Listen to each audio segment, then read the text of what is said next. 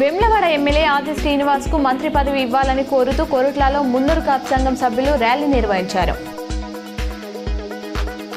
కరీంనగర్ జిల్లా తిమ్మాపూర్ మండలం నసరుల్లాపూర్ రెవెన్యూ పరిధిలో 14 ఎకరాల 8 గుంటల ప్రభుత్వ భూమి ప్రైవేట్ విద్యా సంస్థ యాజమాన్యం కబ్జా చేసిందని సిపిఐ జిల్లా కార్యదర్శి పంజల శ్రీనివాస్ ఆరోపించారు.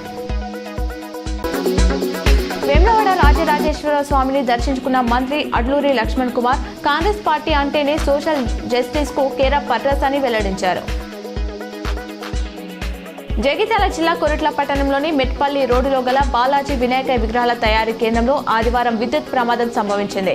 భారీ వినాయక విగ్రహాలను ఒక చోటు నుండి మరో చోటుకి తరలిస్తుండగా 33 kV విద్యుత్ వైర్లు తాకడంతో ప్రమాదం సంభవించింది. ఇట్టి ప్రమాదంలో 10 మంది గాయపడగా వారిని ఉటావుటిన కొరుట్ల ప్రభుత్వ ఆసుపత్రికి తరలించారు. జగిత్యాల జిల్లా కొరుట్ల గణేష్ విగ్రహాల తయారీలో షార్ట్ సర్క్యూట్ లో గాయపడ్డ యువకులను హైదరాబాద్లోని ఉస్మానియా హాస్పిటల్లో పరామర్శించిన కొరుట్ల ఎమ్మెల్యే డాక్టర్ కల్వకుంట్ల సంజయ్.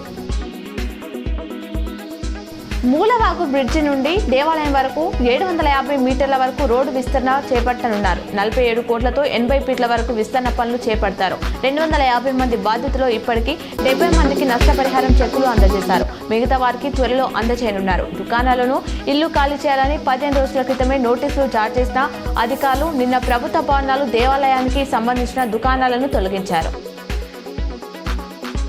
జగిత్యాల జిల్లా కొరుట్ల నియోజకవర్గంలోని మల్లాపూర్ మండల కేంద్రంలో కాంగ్రెస్ పార్టీ ప్రభుత్వం ప్రతిష్టాత్మకంగా చేపట్టిన ఇందిరమ్మ ఇళ్ల ప్రొసీడింగ్ పత్రాలు పంపిణీ కార్యక్రమం చేపట్టారు.